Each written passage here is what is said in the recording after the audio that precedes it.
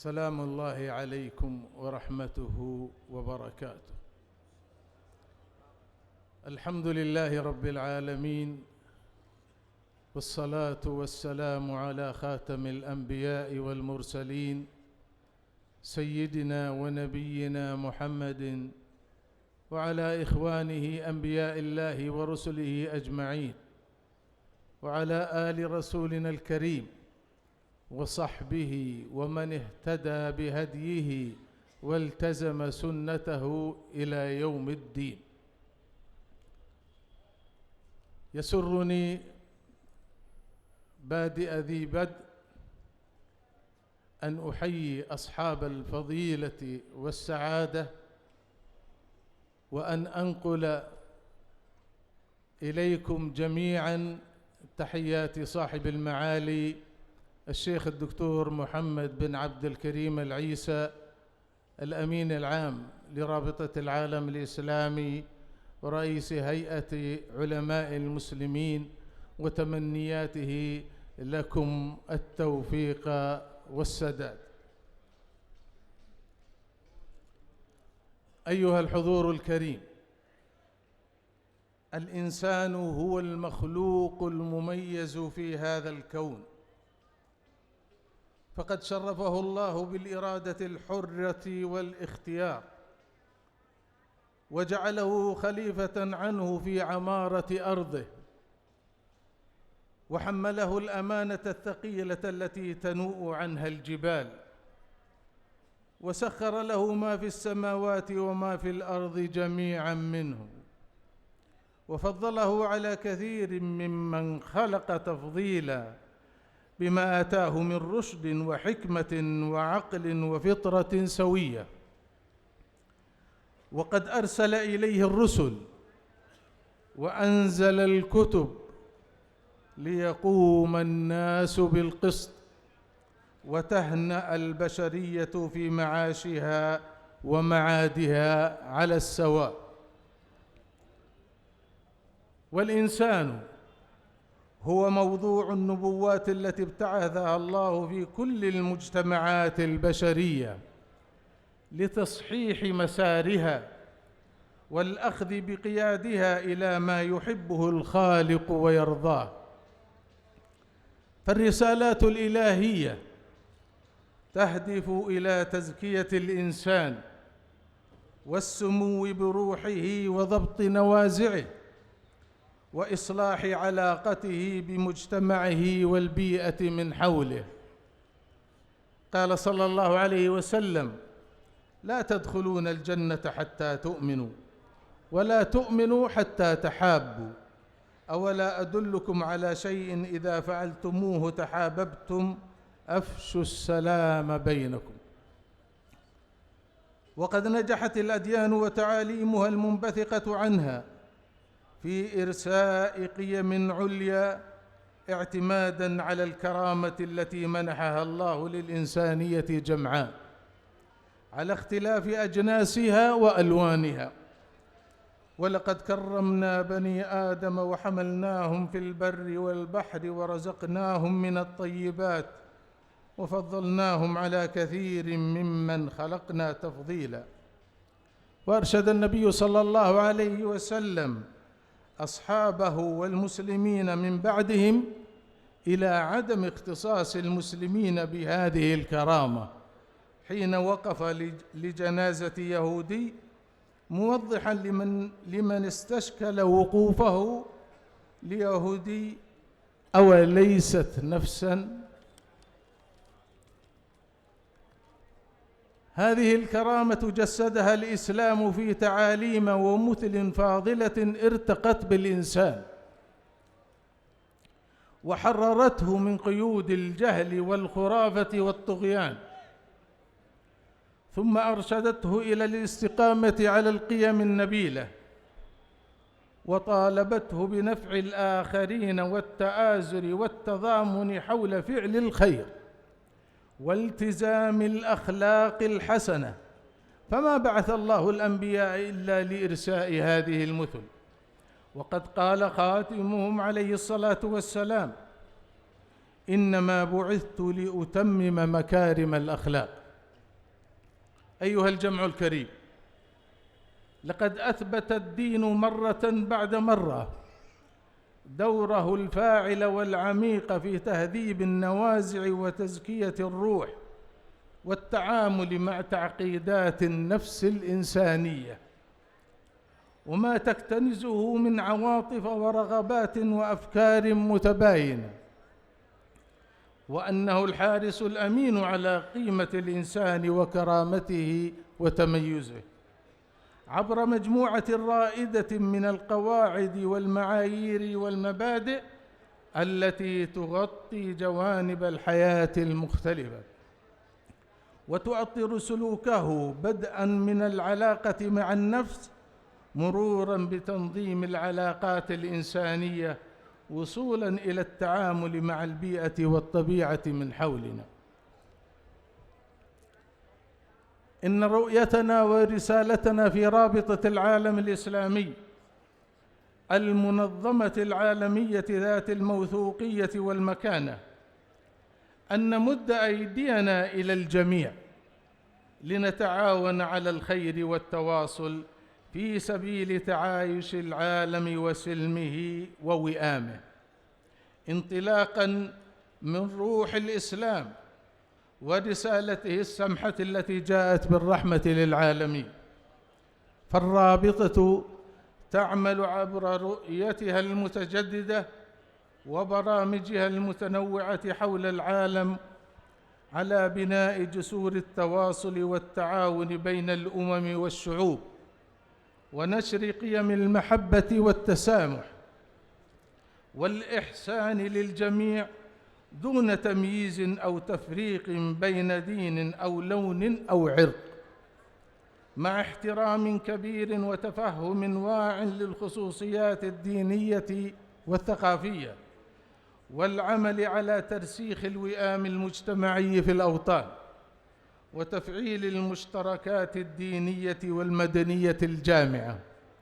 ونحن نثق أن الالتقاء على جزء منها يكفي لإحلال الأمن والرخاء في العالم. وفي هذا السياق أهدت الرابطة للعالم وثيقتين تاريخيتين جمعت لهما عدداً كبيراً من القيادات الدينية والفكرية من مختلف الانتماءات والمذاهب الإسلامية، وأصدروهما من قبلتهم الجامعة في مكة المكرمة مهبط الوحي ومنطلق الرسالة الخاتمة. الأولى، وهي الوثيقة الأهم في التاريخ الحديث، وثيقة مكة المكرمة، والمعبرة عن تطلع المسلمين إلى إعادة صياغة العلاقات العالمية على هدي من الشرائع الدينية السمحة، وصولاً إلى خير الإنسانية وسعادتها ونفعها، فكانت بحق وثيقة العصر للوئام والسلام، وقاعدة التواصل بين معتنق الأديان، وبوصلة الأفكار التي تقود للإنسانية وترسم مستقبلها الزاهر. فقد نصت في بندها الرابع على أن التنوع الديني والثقافي لا يبرر الصراع والصدام، بل يستدعي إقامة شراكة حضارية إيجابية وتواصلاً فاعلاً يجعل من التنوع جسراً للحوار والتفاهم والتعاون لمصلحة الجميع، ويحفز على التنافس في خدمة الإنسان وإسعاده. ودعت في بندها السادس عشر إلى ترسيخ القيم الأخلاقية النبيلة وتشجيع الممارسات الاجتماعية السامية، وأنها واجب الجميع، وكذا التعاون في التصدي للتحديات الأخلاقية والبيئية والأسرية وفق المفاهيم الإسلامية والإنسانية المشتركة. والوثيقة الثانية وثيقة بناء الجسور بين المذاهب الإسلامية، وهي مكملة للأولى، تركز على تأطير العلاقة بين مكونات الأمة المسلمة تحقيقا لوحدتها، وهي ميثاق يستهدف الاجتماع على أصول الإسلام وكلياته ومشتركاته الجامعة، والتغلب على معوقات الخلاف وتجاوزها إلى التعايش بين المسلمين في وئام مجتمعي وعلاقات إيجابية تعاونية تظلله الأخوة الإسلامية الجامعة، والارتقاء بالوعي لمجابهة التحديات التي تحدق بالجميع. ولم تكن الرابطة لتحقق هذه الإنجازات لولا فضل الله تعالى وعونه، ثم ما لقيته من رعاية كريمة ودعم متواصل لمناشطها من لدن القيادة الرشيدة في المملكة العربية السعودية، ممثلة في خادم الحرمين الشريفين الملك سلمان بن عبد العزيز آل سعود، وسمو ولي عهده الأمين رئيس مجلس الوزراء صاحب السمو الملكي الأمير محمد بن سلمان بن عبد العزيز آل سعود، حفظهما الله وأدام عزهما.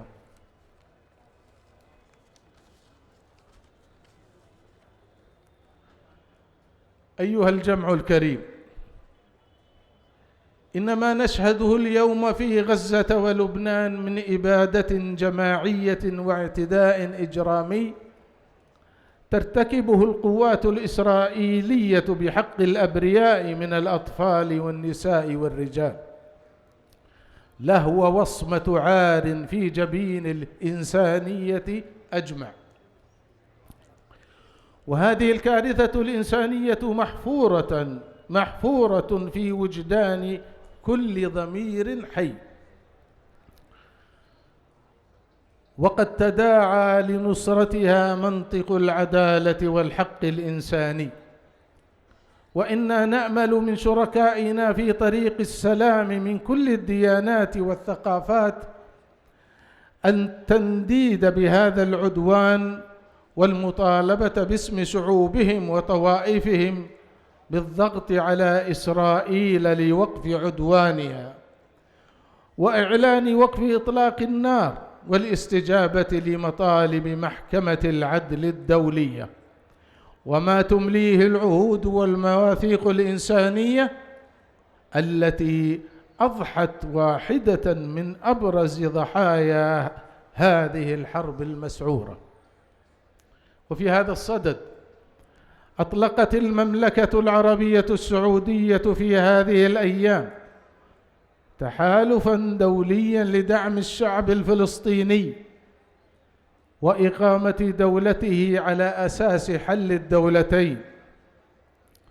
وقد بذلت الجهود الدبلوماسية والإنسانية والإغاثية المكثفة وسعت حثيثاً لإنهاء العدوان على غزة. وختاماً، فإن رابطة العالم الإسلامي تشد على أيدي مسلم الهند للاطلاع بالدور المنشود بينهم في تجسير العلاقة بين العالم الإسلامي والهند، وأن يكونوا طليعة المسلمين في التعريف بالإسلام وتقديم الصورة الحضارية الوسطية له والأنموذج الأفضل في التعايش بين أتباع الديانات والإسهام في التنمية الوطنية وبرامجها تحقيقاً لمتطلبات المواطنة الواعية في وطن يسهم في خيره الجميع. والشكر لجمعية أهل الحديث المركزية في الهند ممثلة في أميرها فضيلة الشيخ أصغر علي السلفي أمير جمعية أهل الحديث على دعوتها الكريمة للمشاركة في هذه المناسبة الغالية، والشكر لكم جميعا على حسن الإصغاء، والحمد لله، وسلام على عباده الذين اصطفى، وسلام عليكم من رب غفور رحيم.